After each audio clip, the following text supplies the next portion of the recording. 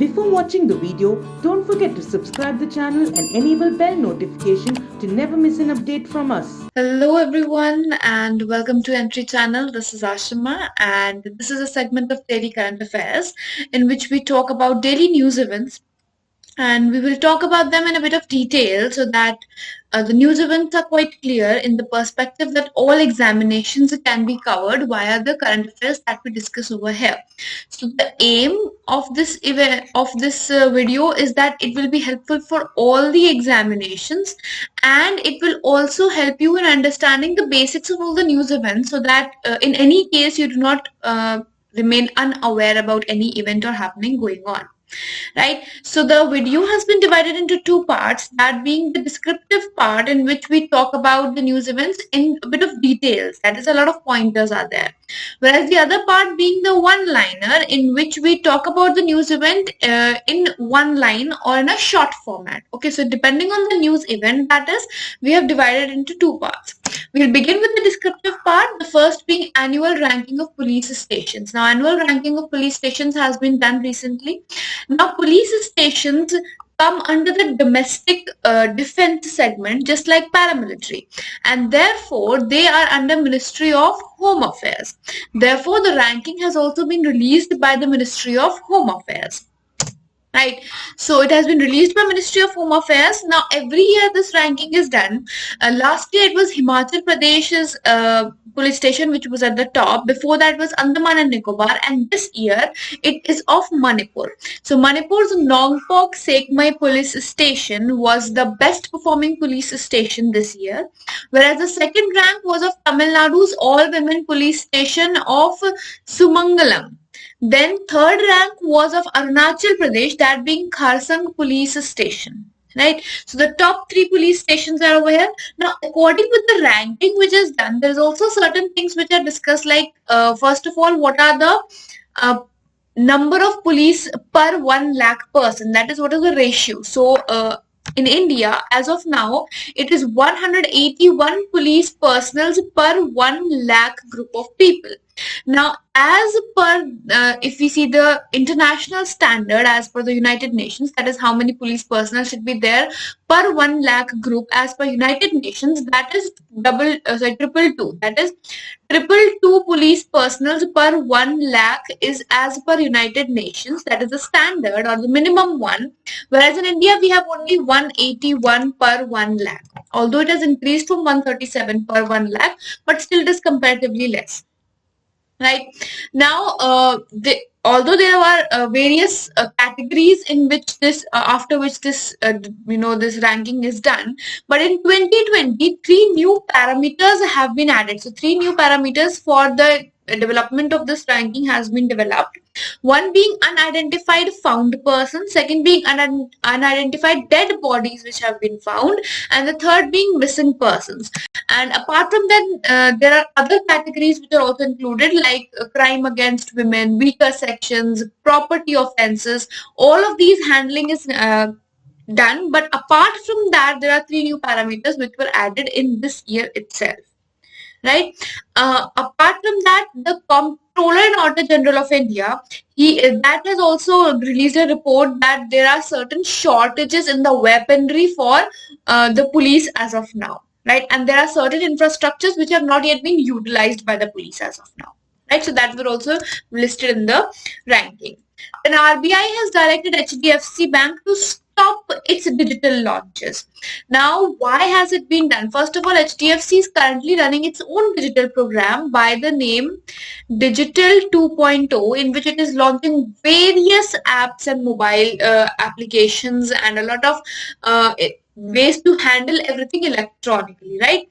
Or from a distance or online manner, right? So RBI has said to stop it, and the reason is that whatever HDFC is doing, it's making a lot of developments, but even after doing that, it is not able to maintain it. Maintain in the sense that it is not able to make it error-free. There are a lot of cringes that happen, and a lot of errors which happen, or app stops working, or there are EMIs which are being formed or loans being repaid, so that repayment issues occur. So all of these freezing of apps and stuff happen, due to which the efficiency is not there.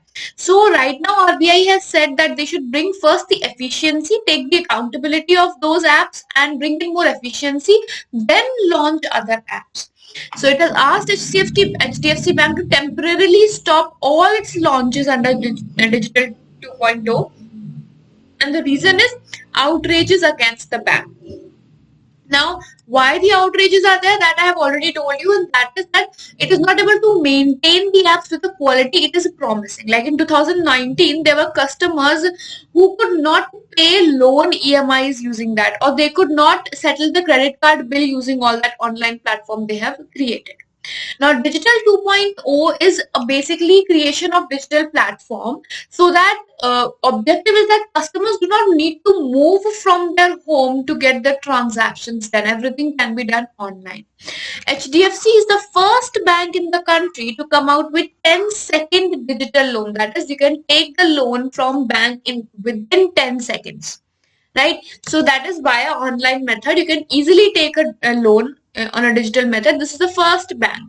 Also the first bank to launch the loans which can be also farmers. Loans for farmers can be taken and they will be given after the verification via drones. Yeah, that is satellite pictures and drones and assessment. That is how the ICICI is going to give loans now to farmers, so that they can first see that how much output is going to be there, and accordingly they can give the loan. This is the first bank, ICICI. You should remember that. Then HDFC is the second largest bank in the country if we talk about its arena, that is its spread over, and it is working on various new technologies. As I told you, Digital 2.2 program is going on. So they're working on various technologies as of now, like artificial intelligence, machine learning, robotic process automation, blockchain. There are a lot of technologies it is working over, and so right now RBI wants that there should be accountability from the side of HDFC, and there should be satisfaction of customers when it comes to digital platforms being launched. Right. The RBI, you all know, is the regulator or the guardian of commercial banks in India. That you need to remember as well, and all the important persons related to RBI, including the Monetary Policy Committee that has been created as of now. Then Swasthya Sathi scheme is of West Bengal. Now West Bengal elections are coming up next year. So a lot of schemes are going to come up, just like in Bihar there were a lot of schemes because of Bihar elections. Similarly, due to West Bengal elections, there are a lot of schemes that are going to come forward. So this is one of those schemes which has come forward as of now. And West Bengal is one of those states which is not a part of Ayushman Bharat.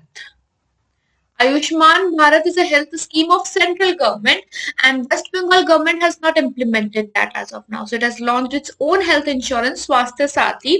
Now this scheme has been expanded. It was launched in 2016, but now it is being expanded to the entire population. Right? It is a health insurance scheme, and it provides basic health cover for secondary and tertiary care up to 5 lakh Indian rupees per annum per family. Now this was the earlier scheme that 5 lakh per annum per family would be given. Now what is new in this? So earlier it was issued to female guardians of the family. So female guardians had the card, and using that card they could avail this scheme. Now as per the expanded format, every citizen, every family will be included in that. Whoever, no age group barrier, so no barrier of age group is going to be there, and it is going to be expanded up further. That is, all people and all family members will be included. Earlier it was only for female guardians. The card was in the name of female guardians. Now this is a scheme which is for state hospitals, state government hospitals and private hospitals both. And both of them have implemented it. This is the amendment that every citizen, every family in the state are included, irrespective of what the age is of the person. right? Who funds this? Funding, as I told you, this is of West Bengal government. So funding is also done by West Bengal government only. Recently, we had seen that financial inclusion policy had come up. I guess in the last video we were talking about, we had talked about West Bengal bringing in financial inclusion, for which ADB has given the loan. Now they're expanding this health insurance also, right? Now, apart from that, West Bengal government has not implemented Ayushman Bharat health scheme. And when it comes to health scheme, recently the rankings were done on the basis of health insurance and the health cover which is given by state governments. So under that, Punjab is the best state when it comes to health facilities and health insurance by the state government, right? That is very important as well. Next comes is DIAM. Now, what exactly is DIAM? So, we'll see about that. First of all, it is a Facebook-backed cryptocurrency. Now, last year you might have seen that Facebook had announced that it's going to launch its cryptocurrency, which is Libra. Now, due to a lot of oppositions and a lot of religious beliefs and stuff, because Libra is a zodiac sign also, right? So, there are a lot of religious beliefs which are associated with it. Therefore, due to a lot of oppositions, they have changed the name and rebranded it as DIAM. Now, will Facebook control it on its own? No. For controlling the DIAM, which we can say now, a Libra association has been made and it will run this Libra project under which this cryptocurrency is going to run.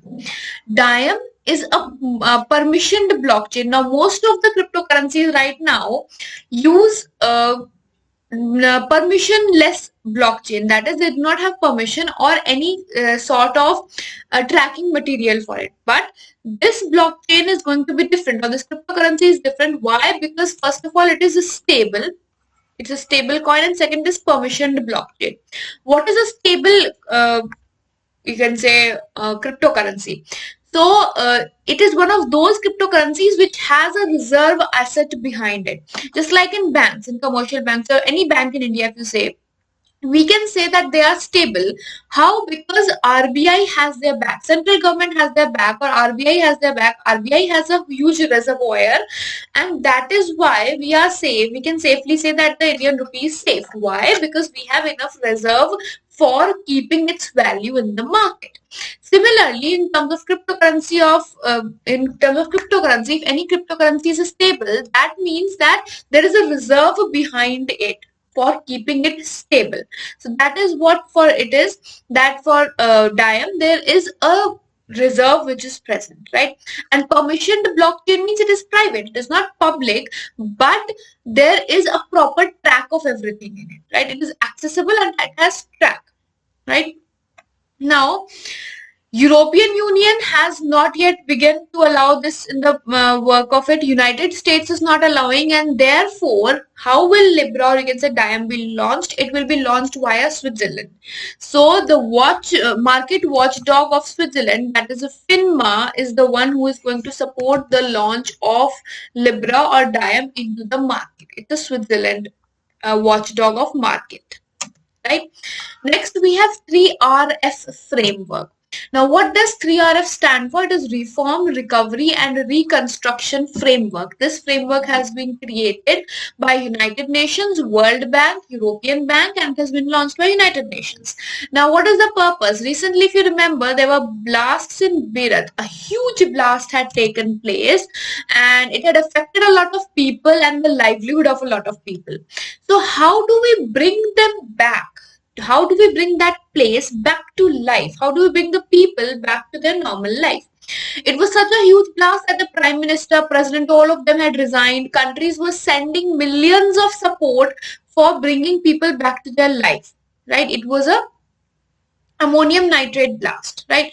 So, if any such case occurs in future also, in future, for example, any such case occurs as this happened, how will they be managed? How to bring those things into consideration? How to make people rehabilitate? How to bring their lives back to the work they are in? Right, so how to make them less vulnerable to that? For all of that, ThreeRF has been created, which prioritizes health, good governance, education, housing, social protection, culture, heritage. All of these important things are covered under this ThreeRF, right now.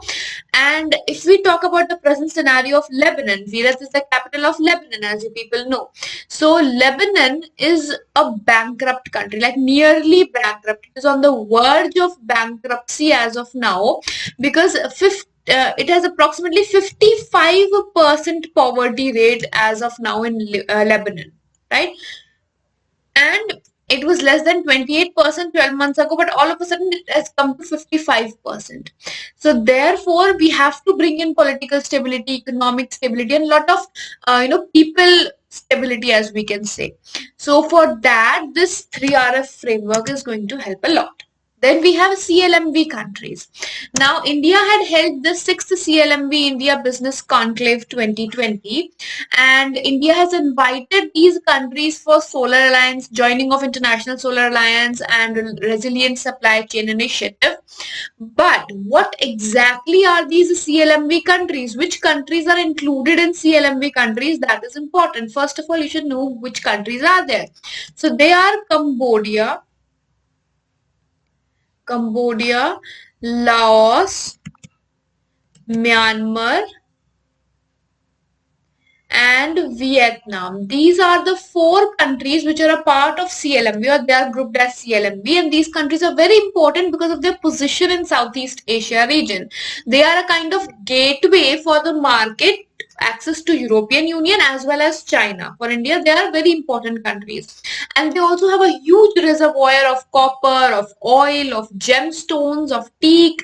So it is very, very important, and these are the 3rd largest economy in the world if combined together. Therefore, they are very important for India from the perspective of trade, from the perspective of connectivity, right? So India has also mentioned that it is going to help them, or share with them the COVID-19 vaccine as soon as it comes up, and it is also asked them to join the International Solar Alliance and Resilient Supply Chain Initiative. Now, what was the theme of this conclave? The conclave was held under the theme Building Bridges for Constructive Development yesterday. Next, Indian Navy Day was observed on 4th of December, and the theme this year was Indian Navy Combat Ready, Credible and Cohesive. Then Rajneeshnath Dissel has won the Global Teacher Prize 2020. Now, Global Teacher Prize award carries $1 million, and Rajneesh Dissel is the first person to be ever who is a winner of Global Teacher Prize. So half the money is going to be shared with the runners up. So they are planning to share this half money with runners up, and he's the first person, and he is a primary school teacher from Solapur of Maharashtra, and who awards this Global Teacher Award. This is given by Warke Foundation. So the award giving organization is Warke Foundation, and he's a teacher of Maharashtra from Solapur. The award money is $1 million, and he's the first person to share this award money, half the award money, with the runners. Right, that Interministerial Apex Committee for Implementation of Paris Agreement has been formed by India. So we all know India is working towards Paris Agreement implementation, and Paris Agreement implementation is going to become online because we are creating a portal as well for it. Now, Paris Agreement was signed in 2015, and this agreement involves that if we compare from the industrial period, 2 degrees centigrade should be the maximum increase of the global temperature till 2100, right? This is the target. Then GST can be levied on lotteries all as per Supreme Court. Now, there was a case going on in Supreme Court that government cannot charge on lotteries, or they should not charge on lotteries. So for that, Supreme Court has given a decision that GST can be put up on lotteries also. Government is not doing anything wrong by doing that. Right? Then Mahashaya Dharmpal Gulati, who is the owner of MDH Spices, he died at the age of 97. And the important thing here for examination is that Padma Bhushan award was given to him in 2019 itself. Right? Then Oman has announced the Oman-India Friendship Association, and it would be the first initiative to be launched by Oman in Western Asia. Before that, Oman has never launched any initiative of friendship pact in the Western Asia region. It is for the first time it is moving ahead with India. Then Time Kid of the Year was Gitanjali Rao. Now Gitanjali Rao is an Indo-American and she is hardly 15 years old, and she has created a technology to tackle the issues related to contaminated drinking water. So for her efforts toward that, or her thinking process towards bringing such a issue and creating a solution to such a huge issue, is the reason she has been chosen as Time Kid of the Year. Then United Nations Commission on Narcotics Drugs was recently has removed cannabis from Schedule 4 category of 1961 Single Convention on Narcotics. Now, according to this convention, there are 4 schedules of drugs. So whatever drugs are there, they have been classified into 4 schedules as per this convention that was created. The first schedule means that they are only limited to scientific and medicinal purpose. So cannabis for medical purpose is under Schedule 1. Schedule 2 carries all the medical prescriptions of the drugs which are not obligatory, right? The governments are not bound to bring these drugs into medication, but these drugs can be brought into prescription if required. So that is in Schedule 2. Then Schedule 3 has a bit of lesser restrictions on the usage, and 4th schedule has things such as heroin, which have dangerous properties, and therefore it's left upon the governments of what they want to do with that. Right, so the research purposes are limited in Schedule 4. Schedule 1 has only scientific and research. Schedule 4 has limited research purposes. Right, so now from Schedule 4 it has been removed, but medical cannabis, use of cannabis for medical purposes, has still been permitted under Schedule 1. Right, there are certain countries now. If we talk about India, India has not permitted it as of now. India has not made it. India is a signatory of 1961 convention, and out of the cannabis definition in India, if what is the definition of cannabis? From that definition, bhang has been taken out. That is, bhang is not regulated by the government. But apart from that, every other sort of cannabis is all under the regulation and of the 1961 Single Convention on Narcotic Drugs. Right, and India's Narcotic Drugs Act is of 1985. So India's Narcotic Drugs Act is of 1985, and for India, out of the definition of cannabis, bhang has been removed. Right, now with this we wind up the segment for today, and I hope this segment was helpful to all of you and answer a lot of news events for all of you.